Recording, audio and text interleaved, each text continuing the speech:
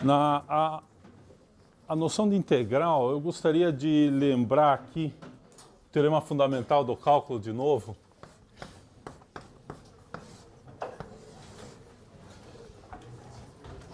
Então nós temos uma função contínua.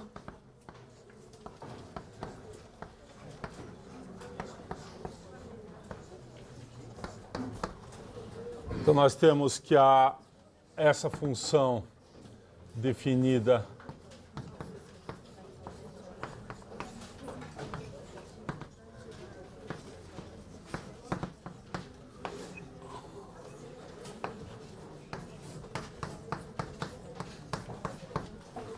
pela integral de f é diferenciável e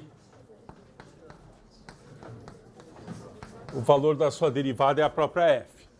E a segunda coisa é que se f de x for uma antiderivada,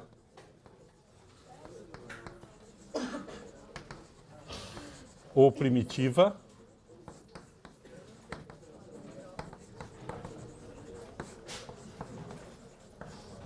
para f,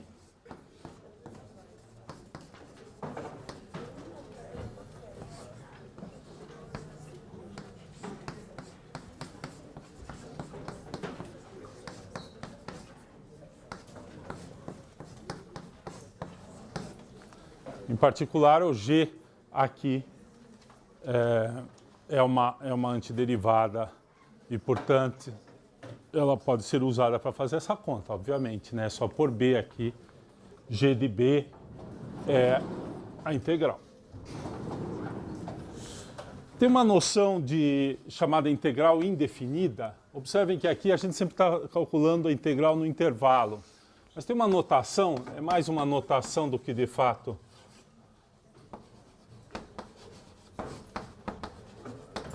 Então essa integral aqui, sempre que a gente tem escrito, tem um intervalo, ela é a integral definida. A integral indefinida é pensar na antiderivada, né? Lembrando que antiderivadas diferem por uma constante, então a gente escreve assim, que a integral de uma função f... Né? Então eu posso representar isso aqui, né? Essa seria uma antiderivada, essa vai ser a nossa representação, né? E a gente vai, então, quando escrever isso aqui, a gente vai usar uma antiderivada qualquer.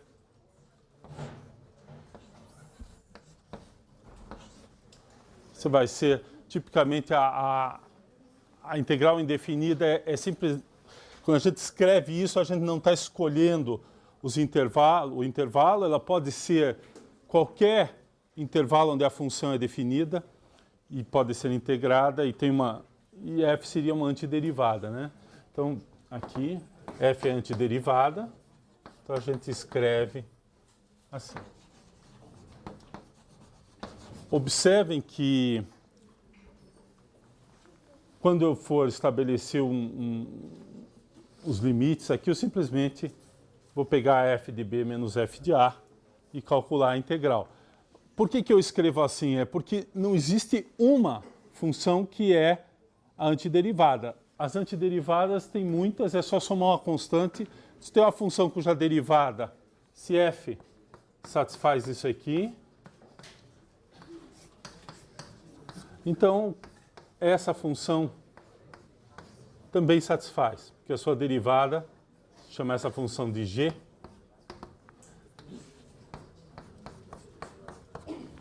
Né? Porque a constante aqui não altera o valor da derivada.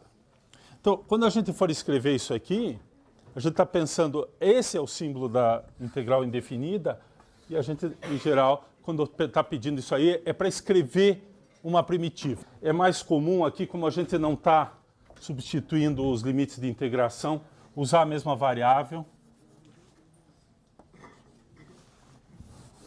Vou deixar assim. Então, a integral indefinida de fx é esse f grande. Então, como exemplo, vamos pegar alguns exemplos, a gente escreveria assim. A integral de seno de x dx seria menos o cosseno de x mais uma constante. Essa constante fica aberta, porque essa constante, como nós vimos na aula passada, ela depende de qual é essencialmente o ponto inicial de integração em relação à primitiva que eu estou usando. Então, essa aqui seria uma antiderivada para o seno, derivada disso é o seno, e essa constante fica livre, porque vai depender daí da escolha do intervalo. Um outro exemplo, qual é a primitiva de e elevado a x? Qual é a função cuja derivada é elevado a x? É o próprio e elevado a x. E essa seria, então, a integral indefinida. Então, este símbolo é chamado integral indefinida. E quando você pergunta qual é a integral indefinida de uma função, ou, em geral, qual é a integral de uma função, a gente pensa assim na antiderivada, mas a gente deixa livre qual é a constante, porque nós não sabemos, vai depender do intervalo de integração, né? Então, por exemplo, se aqui a integral for de π sobre 2 até π, o valor inicial é zero. Então, a integral vai ser zero, né? Essa constante vai ser zero. Mas se for de 0 até π sobre 2, então a constante não vai ser zero. Tá certo? A constante vai ser 1, que é o valor no ponto inicial de menos cosseno com sinal trocado, porque é o valor inicial, né? Só como exemplo, vamos pegar a integral de 0 até π sobre 2. Lembrar esse aqui. Então, vai ser o símbolo que a gente usa menos cosseno de x, e eu integro, eu substituo de 0 até π sobre 2. Essa é a anotação que a gente tem. Fazendo essa conta, o valor no π sobre 2 é 0, menos com menos dá mais, cosseno de 1, né? Cosseno de 0 que é 1. Então, vocês veem aqui que essa integral aqui, a resposta é 1. Se vocês colocarem aqui a integral de 0 até t, por exemplo, aqui seria o menos cosseno de t mais 1. Né? Não deixar, se a gente deixar usar a formulação do teorema fundamental do cálculo, eu defini a minha função assim. Na verdade é assim, integral de 0 a x de seno de t dt, que é como a gente fez ali. Então isso aqui daria menos cosseno de t entre 0 e x. Aí ficaria menos cosseno de x, que é aquela primitiva, menos cosseno de 0. Esse menos cosseno de 0 é 1. Então você veja que essa aqui é aquela constante c lá. E ela é basicamente o valor no ponto inicial do intervalo. Se a gente variar esse valor, vai variando este valor aqui. Essa representação é quando a gente faz as tabelas de integral, né, das integrais, em geral elas são representadas assim. Você põe a integral de seno de x é menos cosseno de x mais uma constante. E você não coloca o intervalo. Quando você for usar o intervalo, você simplesmente pega aquela primitiva, coloca e sai o valor da constante aqui. E o valor da constante é determinado essencialmente, se vocês olham o que acontece, porque esse aqui está variando, né? Esse ponto final está variando, o ponto inicial vai colaborar para essa constante. Ele é um valor constante, valor da primitiva, da antiderivada naquele ponto. Tá? Se vocês quiserem, observem que alguém pode dizer, não, mas eu não posso pôr aqui menos cosseno de t mais c, pode. Só que ele aparece duas vezes, ele aparece com esse sinal e com o sinal contrário. Então, o c cancela nesta representação. Mas quando você termina a conta, você vai ter aquela primitiva menos o cosseno de x mais uma constante, que depende deste ponto inicial. Tá? Então, as tabelas, por exemplo, no livro, tem aqui tabelas das integrais básicas. Então, tem integral da constante k, de x elevado a n, essa é uma outra que a gente pode fazer. Um outro exemplo, a integral indefinida de x elevado a n dx. O que é? É a antiderivada, então é x elevado a n mais 1 dividido por n mais 1. Sobe o expoente de 1. E eu tenho que dividir porque na hora que eu derivar isso aqui, o n mais 1 desce, cancela com esse e sobra o n, mais uma constante. Essa é a integral indefinida de x elevado a n. Novamente, se você colocar os intervalos aqui, vai aparecer a nossa constante. E assim por diante, né? Tem várias integrais que nós aprendemos. 1 sobre x.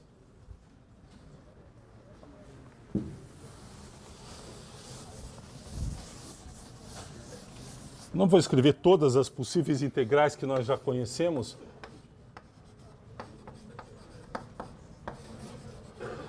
A integral de 1 sobre x é log n. Aqui tem que tomar um certo cuidado, lembrar. 1 sobre x, o log só está definido para x maior ou igual a zero. Então, maior que zero. Então, log de módulo de x faz sentido para qualquer x. Do lado de cá, o domínio de 1 sobre x está dividido em duas partes. Os números negativos, o zero está fora, e os números positivos.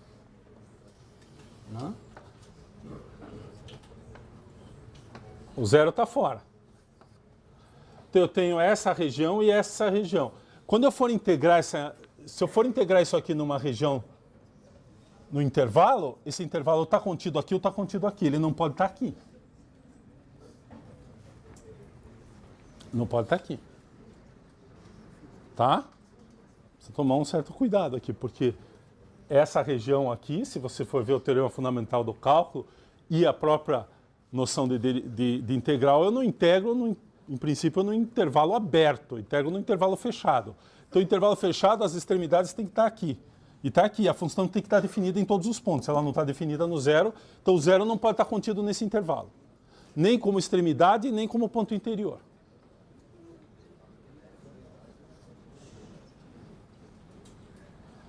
Ok?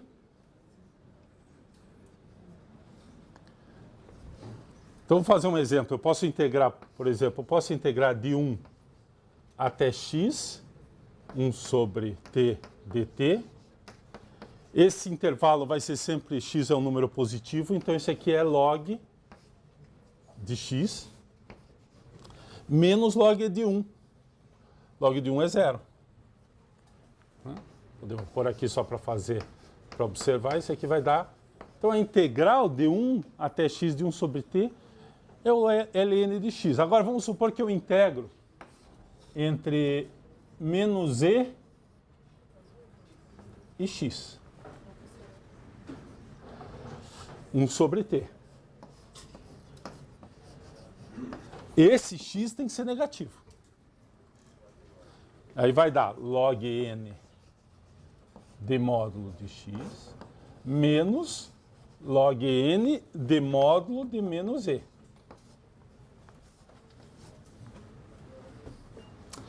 Que número é esse aqui? Esse aqui é log de e. Log de e é 1. Então, isso aqui é log n. Eu não coloquei menos 1 aqui porque daria zero, ficaria igual a esse. Esse aqui é só para variar um pouco. Eu gostaria de, nesse caso aqui, fazer mais uma observação, que é muito interessante.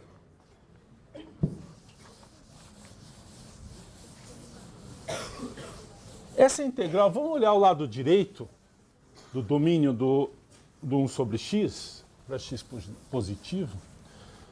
Uma observação. É uma observação interessante. Tá? Observação interessante. Que se aplicaria em muitos casos, que é o seguinte. Essa fórmula que está ali,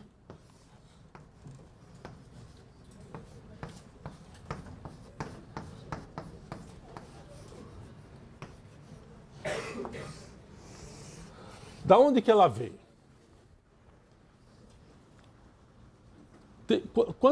Quantas coisas eu usei para escrever isso aqui? A primeira coisa que eu usei para escrever isso aqui é o teorema fundamental do cálculo, que diz que se eu calcular uma antiderivada, eu posso resolver a integral.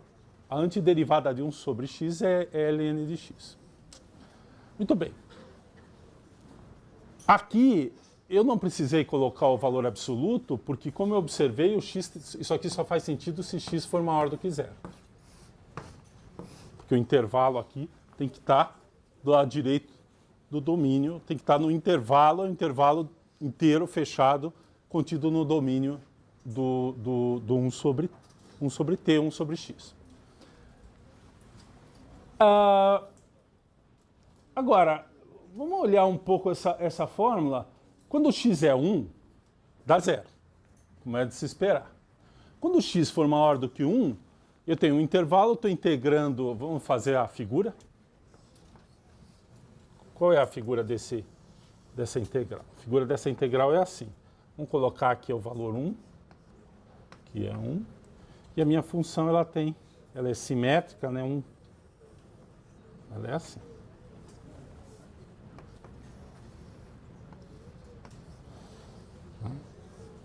Então, quando eu integro entre 1 e um certo valor x aqui que eu marquei, maior do que 1, eu estou calculando essa integral aqui. Então, para x maior do que 1, eu integro de 1 até x, tenho essa área aqui. E se x for menor do que 1?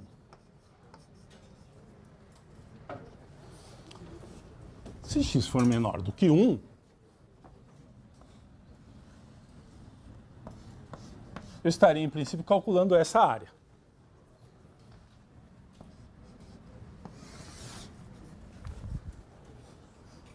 Agora, essa área é positiva no meu desenho. Mas eu estou integrando, eu vou escrever aqui, por exemplo, a integral de 1 até meio.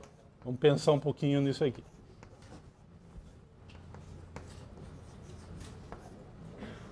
Bom, eu vou escrever a conta, do jeito que está aí. Só que é ln de meio menos ln de 1. Esse aqui é 0, então isso aqui é ln de meio.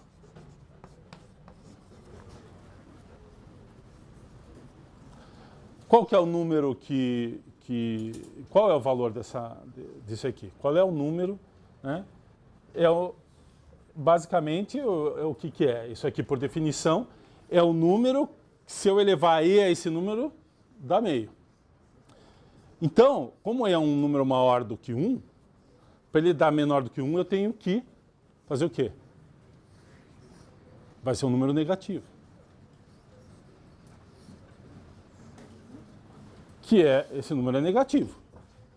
Lembrem, o log, ele é abaixo de 1, ele é negativo.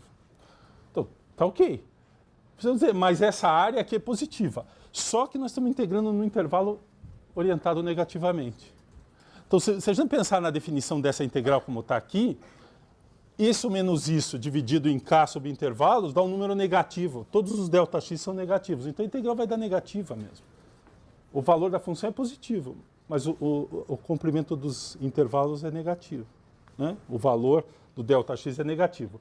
O que eu posso fazer para resolver isso é o que nós observamos, que isso aqui, para nós entendemos como a integral menos a integral no intervalo positivo. Então, se eu escrever isso agora assim, se eu escrever aquela mesma integral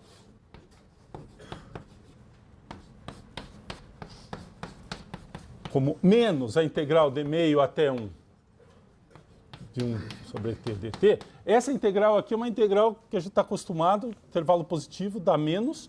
Bom, menos, eu sei qual é a primitiva, ln de 1, menos com menos, mais ln de meio. Então, essa integral é a mesma integral que essa aqui, da ln de meio, que é um número negativo. Então, esta integral que é a que eu quero calcular, troco a ordem, troco o sinal, fica uma integral com intervalo positivo. Agora, na verdade, eu estou integrando daqui para cá, só que a integral tem um sinal negativo na frente. Então, a primitiva é ln de x, né? E eu simplesmente aqui vai ser menos ln de x em 1, menos ln de x em meio. Está aqui. Esse aqui é 0. Sobra esse aqui. Então, quando a gente está usando a integral como aqui para definir, né, como no teorema fundamental do cálculo, o valor inicial, o intervalo aqui, a gente em geral pensa para frente. Mas nada proíbe que a gente pense para trás. Desde que eu possa ir até esse valor a partir do ponto inicial, que é isso aqui. Esse é o ponto base que eu estou usando, 1. A principal razão é que o ln no 1 é 0, então não vai ter aquela constante. Esse é um ponto bom para usar como ponto inicial. Eu ando para lá, eu calculo essa área. Eu ando para cá, eu calculo essa área com sinal negativo. E se vocês olharem, isso é sempre o valor de ln de x. A área aqui, na verdade, eu estou olhando o intervalo assim. Em vez de eu medir daqui para cá, eu meço daqui para lá. Na orientação ele é negativo. Então, se você pensasse que isso era um retângulo, era a base vezes a altura, certo? Só que a base é negativa, porque eu ando para lá. A integral é a área, mas tem dois aspectos. Se você andar para trás e a função é positiva, fica negativa. Ou se a função for negativa, dá negativa. O valor absoluto do valor que você acha é a área, mas pode ter sinal. Ok?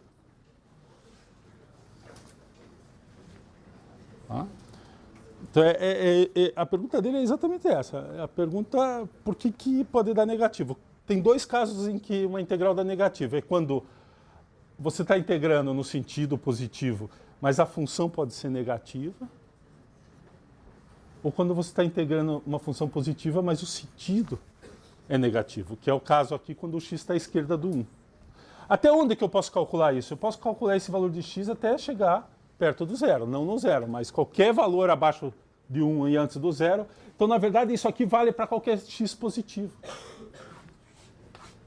Para x maior do que 1, dá um valor positivo. Para x menor do que 1, dá um valor negativo. No x igual a 1, dá zero. É o log. Aquele gráfico do log. Se isso aqui, se a gente olhar essa fórmula de outro jeito, vamos trocar a ordem dessa fórmula que está aqui em cima, desse retângulo. A observação é a seguinte. Na verdade, a observação é essa aqui, mas o fato que eu poderia fazer o seguinte. Eu poderia definir essa função.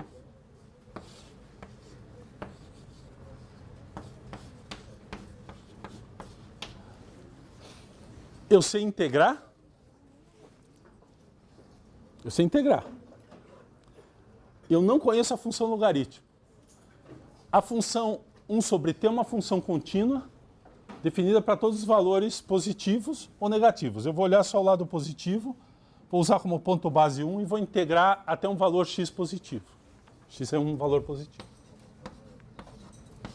Isso aqui define uma função. O teorema fundamental do cálculo diz: essa função existe e é diferenciável. E a derivada é 1 sobre x. Então, o que diz o teorema fundamental do cálculo? O lado direito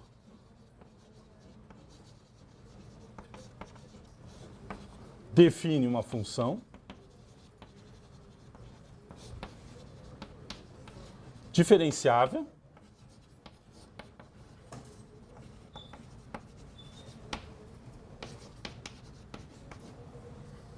e sua derivada é 1 sobre x. Então esqueça, vocês não aprenderam, nunca ouviram falar no logaritmo, nem na exponencial. Ok? Nunca. Então nós chegamos e observe outra coisa. Para definir integral, eu não preciso de derivada. Para enunciar o teorema fundamental do cálculo, sim.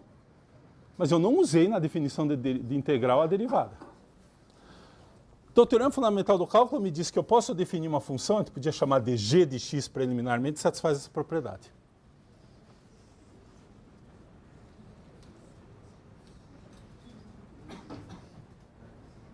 Ok? Eu posso definir uma função a partir desta fórmula. O teorema fundamental, essa função é contínua.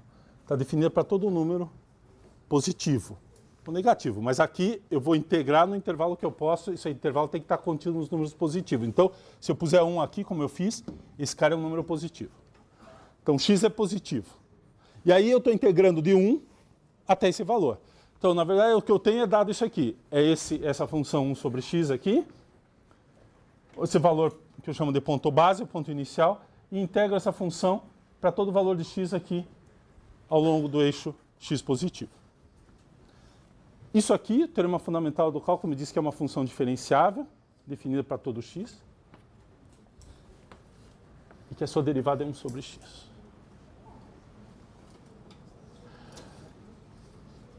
Então, se eu nunca tivesse ouvido falar da função logaritmo, e eu tivesse estudando funções a partir do teorema fundamental do cálculo, eu ia integrar x ao quadrado, ia integrar 1 sobre x ao quadrado, porque isso é tudo regra do tombo, né? Aí ia chegar em 1 sobre x. E qual é a função cuja derivada é 1 sobre x? Vocês esqueceram, apagou da memória, do banco de memória de vocês, o logaritmo. Aí vocês iam ficar pensando, não é o seno, não é o cosseno, não é nenhum do x a n. Se vocês pensarem um pouquinho, não tem uma função do tipo x elevado a n que a derivada dá isso aqui. Não tem. Então vocês descobriram uma nova função. O teorema do fundamental do cálculo garante para vocês que existe uma função definida a partir de 1 sobre t. 1 sobre x. Ok? Existe. Diferenciável, etc, etc, etc. Será que a gente recupera as propriedades do logaritmo a partir dessa fórmula? Recupera todas as propriedades do logaritmo. Além do mais, se a gente pensar um pouquinho, como a função é estritamente positiva, 1 sobre t, 1 sobre x, toda vez que eu integrar, eu acrescento área. À medida que eu ando da esquerda para a direita, eu vou aumentando a área. Aqui ela é negativa, mas na hora que eu ando para cá, eu acrescento uma área positiva. Então, o tempo todo, então essa função é o quê? Estritamente crescente. Então, além dela satisfazer isso aqui, dá para ver que, uma vez que eu aumento o x e esse integrando é sempre positivo, à medida que eu aumento o x, eu acrescento área. Portanto, essa função é estritamente crescente. Se ela é estritamente crescente, ela é injetora. Olhando o domínio contra domínio, eu posso inverter. Então, tem uma função que é a inversa dessa. Qual é essa função? É uma função. Se vocês usarem a derivada... Então, agora tem um exercício meio longo que eu vou deixar para vocês pensarem. O livro desenvolve tudo isso. A ideia é assim. Primeiro eu faço isso aqui, e aí eu provo aquelas propriedades tradicionais. Por exemplo, teria que provar o seguinte, que eu vou começar assim, eu defino uma função g de x que é igual à integral de 1, não 0, de 1 até x de 1 sobre t dt. Essa é a fórmula, eu só tenho essa fórmula. O teorema fundamental do cálculo me garante que essa função é diferenciável e me garante isso aqui. Se a gente pegar, por exemplo, g de x vezes y, eu gostaria de provar, se isso aqui for o log, que isso aqui é g de x mais g de y.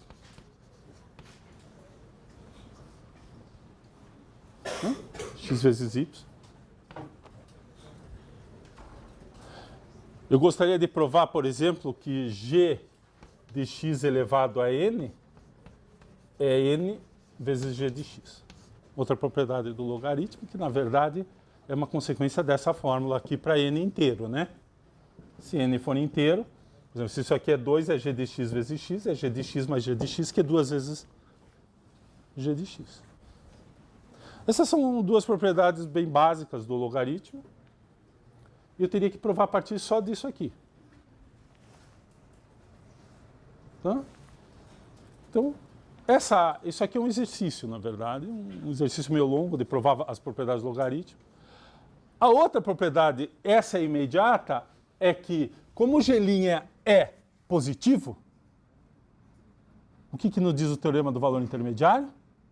do teorema do valor médio, se a função, a sua derivada é sempre positiva, o que o teorema do valor médio diz, que caiu na prova? Que ela é estritamente crescente. Na verdade, é uma coisa que a gente falou muitas vezes, mas ele é, do ponto de vista mais organizado, uma aplicação imediata do teorema fundamental do cálculo para a função contínua. Então, essa função é contínua, a derivada é positiva, então essa função é estritamente crescente, então ela é invertível, existe a inversa. Essa função inversa tem algumas propriedades. Uma delas é, num certo sentido, já que ela é inversa dessa, é que essa função, que eu vou chamar de h, que é a inversa dessa, tem a propriedade que g de h de x mais y é h de x vezes h de y. Né? Se o h é a inversa da g,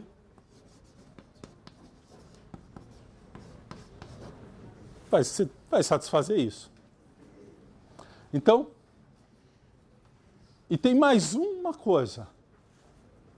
Qual é a derivada da inversa? Se vocês pensarem um pouquinho, como a gente calcula a derivada da inversa, vocês vão ver que a derivada da inversa é ela mesma. Na hora que você substituir aqui, o e elevado a... Então, é 1 sobre f' substituído. 1 sobre g' substituído da mesma função. Então, a derivada da exponencial é ela mesma. Então, esse aqui é só um exercício. Essa é uma forma alternativa de a gente definir o logaritmo exponencial. Em vez de você começar com a ideia da exponencial, e elevado a 1, e elevado a 2, e elevado a 3, depois e elevado a 1 meio, 3 quartos, todos os números racionais, fazer aquele processo de limite para os números irracionais, a gente pode direto definir assim. Esta função tem as propriedades do logaritmo, então a gente dá o nome de logaritmo, porque ela é o logaritmo, como a gente conhece. A sua inversa, já que ela é estritamente crescente, ela tem uma inversa, a inversa é exponencial. E vai ter as propriedades da exponencial. Inclusive a derivada, que a derivada é ela mesma. Então tudo isso está feito no livro, é uma seção do livro, é uma seção de estudos para vocês. Né? Então, quando vocês forem ler aqui o livro, estudem a seção número 5.6. Eu acho que é a última seção deste capítulo. Né? Última seção do capítulo. Muito bem. Agora nós temos um capítulo inteiro que chama Aplicações de Integral. Antes de entrar nisso, eu vou recuperar um pouquinho o que nós já fizemos. Para a gente organizar, para a gente daí começar nas aplicações. Essa aqui, na verdade, é uma aplicação de integral muito teórica, que é, dada uma função contínua numa região, pegando um ponto base e pontos nessa região, eu defino uma função. Então, definir uma nova função usando o teorema fundamental do cálculo é uma aplicação conceitual importante da integral. E um dos exemplos é justamente o logaritmo exponencial. Tá? Então, isso aqui fica, essa sessão toda sobre logaritmo para vocês vai ser uma sessão de leitura, uma parte na aula de problemas, exercícios, trabalhar um pouco o exemplo do logaritmo. Mas eu quero recuperar um pouco o que nós fizemos até agora para organizar e começar a trabalhar com aplicações. Para a gente trabalhar com aplicações, a gente tem umas técnicas básicas. Então vamos lembrar as técnicas básicas. Eu vou escrever todas as técnicas básicas de integração que nós já sabemos.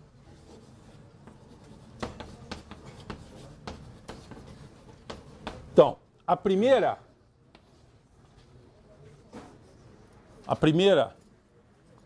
que eu vou agora, não vou mais usar a ordem que a gente tinha feito, porque essa aqui é a fundamental, é o teorema fundamental do cálculo. Essa é a regra fundamental.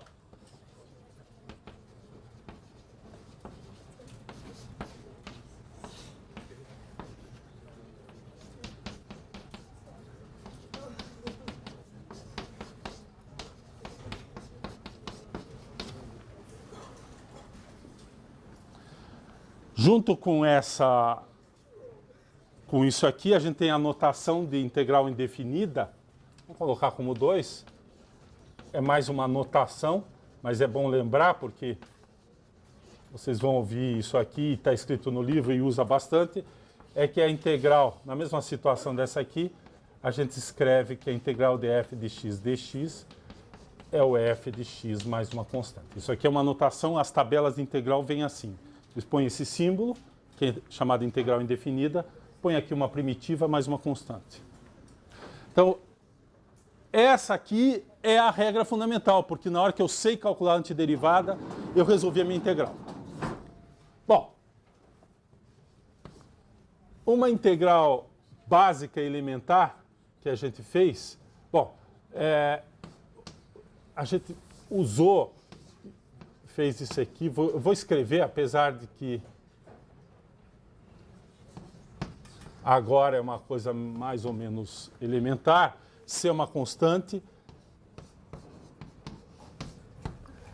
Por que isso aqui é importante? É porque isso aqui me diz que a noção de área que a integral introduz tem origem e é baseada na área do retângulo. Se vocês lembrarem de novo a definição, todas as nossas definições, todos os nossos argumentos usaram a definição que é o quê? Decompor a minha região ou aproximar a minha região por uma soma de retângulos e aí somar as áreas desses retângulos. Então, isso aqui basicamente diz para a gente que a noção de integral que a gente tem é uma generalização da área de retângulo. Quando a gente está trabalhando num retângulo, funciona como área de retângulo. Por isso que ela é importante, por isso que ela é colocada. Apesar que agora nós sabemos que isso aqui, lembrar que aqui se a gente for escrever a primitiva, vou usar K aqui, porque eu estou usando C como constante minúscula. Essa é a integral indefinida da função constante. É a função constante vezes x, a derivada disso aqui é C, mais uma constante. Então, escrever isso e escrever isso é a mesma coisa. 4. As propriedades de linearidade. Agora, eu vou economizar um pouco de giz. Aliás, aqui dá para escrever assim.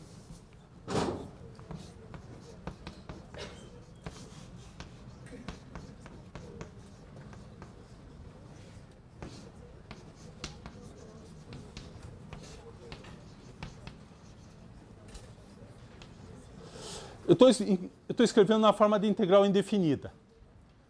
Se vocês puserem A e B aí, A e B, A e B.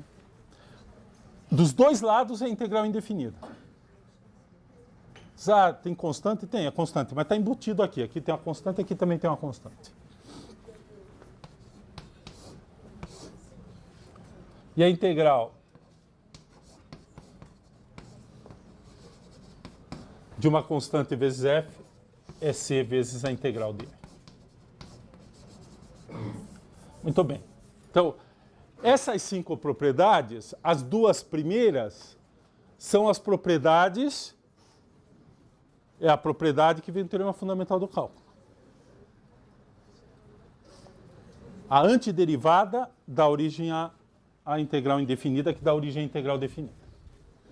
Essas 3, essa aqui me diz que a integração é uma generalização da área do retângulo. E nós fizemos e construímos para que assim fosse.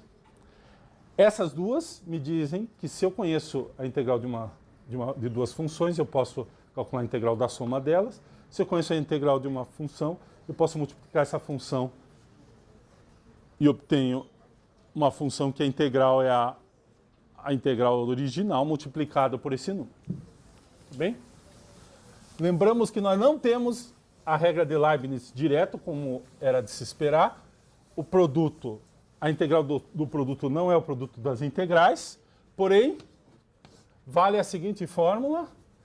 Eu vou escrever direto e depois nós vamos lembrar o que é. Eu vou escrever na forma de integral indefinida, que é a integral de f' dx é igual a integral de fg é FG mais menos a integral de F' G. Então, se vocês lembrarem, a derivada dessa é esta mais esta. Integro tudo, aplico o teorema fundamental do cálculo aqui, passo uma das integrais para o outro lado, e o que eu vou tentar é, na minha álgebra, é que essa integral seja mais fácil de calcular do que essa.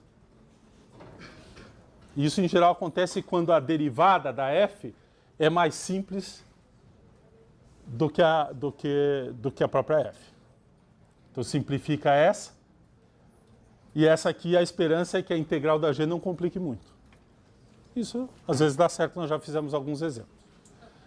Então, essa aqui é chamada integração por partes. Tem um nome, integração por partes, poderia ser chamada de regra de Leibniz.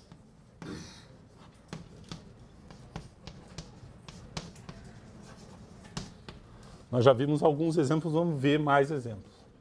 E, finalmente, a regra de substituição, que é assim.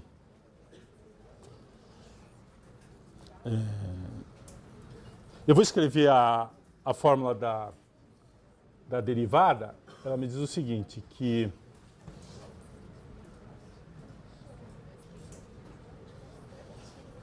deixa eu escrever. Eu vou escrever aqui, pessoal. Essa aqui a técnica, se vocês lembrarem, nós vamos insistir agora um pouco, ela não é direto usar uma fórmula. Você olha a integração e procura uma substituição, a regra de substituição. Da onde que ela vem? Deixa eu escrever de onde que ela vem. Ela vem do seguinte, que eu vou pegar f composta com g de x e vou derivar essa expressão. Então, a derivada disso aqui é f' calculado em g de x vezes g' de x dx. Né? É isso aqui. Então, o que nós precisamos, em geral, nós vamos estar calculando uma expressão que vai estar nessa forma e nós precisamos descobrir quem é a f', né? Está mais aparente, mas a gente vai procurar quem é essa g e eu estou integrando essa expressão. Né? Então, a fórmula de substituição, basicamente, vai me dizer que essa integral, quando eu integrar isso aqui, é a mesma coisa que integrar isso aqui. Vamos colocar o dx.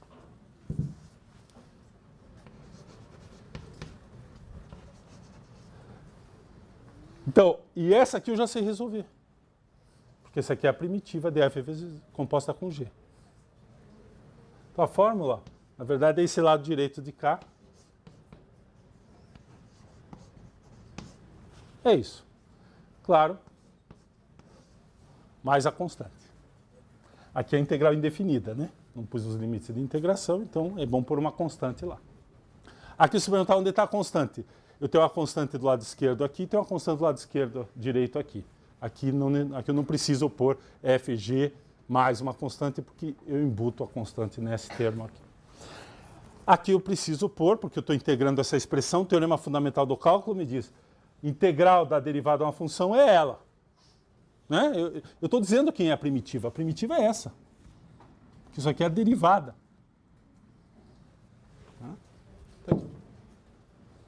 Então a fórmula é essa do lado direito aqui. Eu vou deixar isso aqui entre parênteses para lembrar de onde que vem. Essa fórmula aqui é a regra de substituição.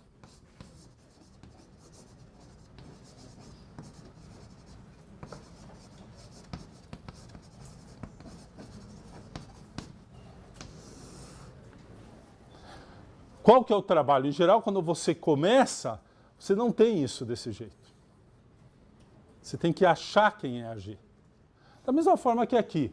Você tem que, olhando a integral que você quer calcular, escolher quem é a f e quem é a g'. Aqui também você vai escolher a g, e em geral a g tem que estar aqui, um termo próximo da g' e aqui a g.